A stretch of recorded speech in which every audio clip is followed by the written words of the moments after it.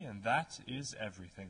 Enter Cecily at the back of the garden. She picks up the can and begins to water the flowers. But I must see her before I go, and make arrangements for another Bunbury. Ah, there she is. Oh, I merely came back to water the roses. I thought you were with Uncle Jack. He's gone to order the dog cart for me. Oh, is he going to take you for a nice drive? He's going to send me away. Then have we got to part? I'm afraid so. It is a very painful parting. It is always painful to part from people whom one has only known for a very brief space of time. The absence of old friends one can endure with equanimity, but even a momentary separation from anyone to whom one has just been introduced is almost unbearable. Thank you. Enter Merriman. The dog cart is at the door, sir. Algernon looks appealingly at Cecily. It can wait, Merriman, for 5 minutes. Yes, miss. Exit Merriman. I hope, Cecily, I shall not offend you if I state quite frankly and openly that you seem to me to be in every way the visible personification of absolute perfection. I think your frankness does you great credit, Ernest. If you will allow me, I will copy your remarks into my diary. Goes over to table and begins writing in diary. Do you really keep a diary? I'd give anything to look at it. May I? Oh, no! Puts her hand over it. You see, it is simply a very young girl's record of her own thoughts and impressions, and consequently meant for publication. When it appears in volume form, I hope you will order a copy. But pray, Ernest, don't stop. I delight in taking down from dictation. I have reached absolute perfection. You can go on. I am quite ready for more. Somewhat taken aback. Oh, don't cough, Ernest. When one is dictating, one should speak fluently and not cough. Besides, I don't know how to spell a cough. Writes as Algernon speaks. Cecily, ever since I first looked upon your wonderful and incomparable beauty, I have dared to love you wildly, passionately, devotedly, hopelessly. I don't think that you should tell me that you love me wildly, passionately, devotedly, hopelessly. Hopelessly doesn't seem to make much sense, does it? Cecily. Enter Merriman. The dog cart is waiting, sir. Tell her to come back round next week, at the same hour. Looks at Cecily. Who makes no sign. Yes, sir. Merriman retires. Uncle Jack would be very much annoyed if he knew you were staying on till next week at the same hour. Oh, I don't care about Jack. I don't care for anybody in the whole world but you. I love you, Cecily. You will marry me, won't you? You silly boy. Of course. Why, we have been engaged for the last 3 months. For the last 3 months? Yes, it will be exactly 3 months on Thursday. How did we become engaged? Well, ever since dear Uncle Jack first confessed to us that he had a younger brother who was very wicked and bad, you, of course, have formed the chief topic of conversation between myself and Miss Prism. And, of course, a man who is much talked about is always very attractive. One feels there must be something in him after all. I dare say it was foolish of me, but I fell in love with you, Ernest. Darling, and when was the engagement actually settled? On the 14th of February last.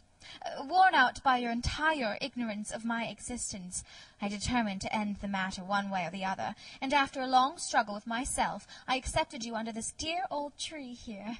The next day, I bought this little ring in your name, and this is the little bangle with the true lover's knot I promised you always to wear. Did I give you this? It's very pretty, isn't it? Yes, well, you've wonderfully good taste, Ernest. It's the excuse I've always given you for leading such a bad life. And this is the box in which I keep all your dear letters. Kneels at table, opens box, and produces letters tied up with one blue ribbon. My letters? But, my own sweet Cecily, I have never written you any letters. You need hardly remind me of that, Ernest. I remember only too well that I was forced to write your letters for you.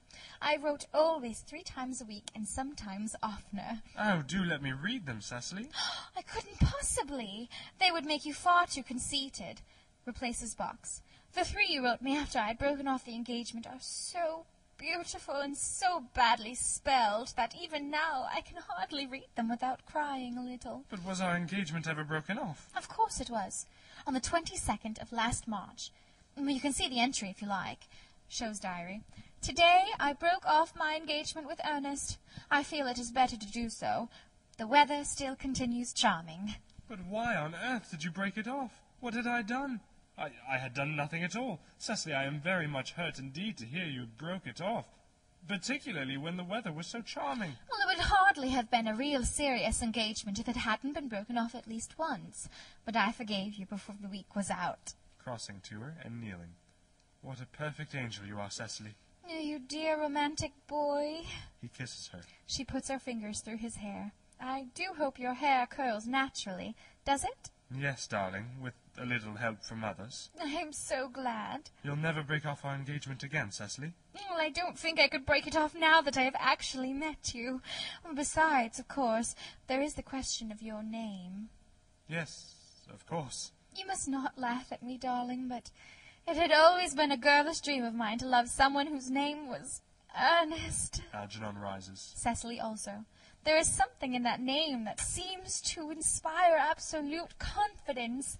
I pity any poor married woman whose husband is not called Earnest. But, my dear child, do you mean to say that you could not love me if I had some other name? But what name? Oh, any name you like. Algernon, for instance. But I don't like the name of Algernon. Well, my dear, sweet, loving little darling, I really can't see why you should object to the name of Algernon. It is not at all a bad name. In fact, it is rather an aristocratic name. Half of the chaps who get into the bankruptcy court are called Algernon. But seriously, Cecily, moving to her, if my name was Algy, couldn't you love me? Rising. I might respect you, Ernest. I might admire your character, but I fear that I should not be able to give you my undivided attention. Cecily, picking up hat, your rector here is, I suppose, thoroughly experienced in the practice of all the rites and ceremonials of the church. Oh, yes.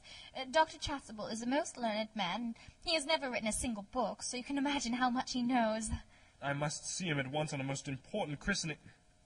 on most important business. Oh! I shan't be away more than half an hour. Considering that we have been engaged since February the 14th, and that I only met you today for the first time, I think it is rather hard that you should leave me for so long a period as half an hour. Couldn't you make it 20 minutes? I'll be back in no time. Kisses her and rushes down the garden. What an impetuous boy he is! I like his hair so much. I must enter his proposal into my diary. Enter Merriman. A Miss Fairfax has just called to see Mr. Worthing. On very important business, Miss Fairfax states. Isn't Mr. Worthing in his library? Mr. Worthing went over in the direction of the rectory some time ago. Pray ask the lady to come out here. Mr. Worthing is sure to be back soon, and you can bring her tea. Yes, miss. Goes out. Miss Fairfax, I suppose one of the many good elderly women who are associated with Uncle Jack in some of this philanthropic work in London. I don't quite like women who are interested in philanthropic work. I think it is so forward of them. Enter Merriman. Miss Fairfax. Enter Gwendolen. Exit Merriman. Advancing to meet her. Pray, let me introduce myself to you. My name is Cecily Cardew. Cecily Cardew. Moving to her and shaking hands. What a very sweet name. Something tells me that we are going to be great friends. I like you already more than I can say. My first impressions of people are never wrong. How nice of you to like me so much after we've known each other such a comparatively short time. Pray, sit down. Still standing up. I may call you Cecily, may I not? With pleasure. And you will always call me Gwendolen, won't you? If you wish. Then that is all quite settled, is it not? Oh, I hope so. A pause. They Both sit down together. Perhaps this might be a favorable opportunity for my mentioning who I am. My father is Lord Bracknell. You have never heard of Papa, I suppose. I don't think so. Outside the family circle, Papa, I am glad to say, is entirely unknown. I think that is quite as it should be. The home seems to me to be the proper sphere for the man, and certainly once a man begins to neglect his domestic duties, he becomes painfully effeminate, does he not? And I don't like that. It makes men so very attractive. Cecily, Mamma, whose views on education are remarkably strict, has brought me up to be extremely short-sighted. It is part of her system, so do you mind my looking at you through my glasses? Oh, not at all, Gwendolen. I am very fond of being looked at. After examining Cecily carefully through her lorgnette. You're here on a short visit, I suppose? No, I live here. Really? Your mother, no doubt, or some female relative of advanced years, resides here also? No, I have no mother, nor, in fact, any relations. Indeed. My dear guardian, with the assistance of Miss Prism, has the arduous task of looking after me. Your guardian? Yes, I am Mr. Worthing's ward. Oh, it is strange. He never mentioned to me that he had a ward. How secretive of him. He grows more interesting hourly. I am not sure, however, that the news inspires me with feelings of unmixed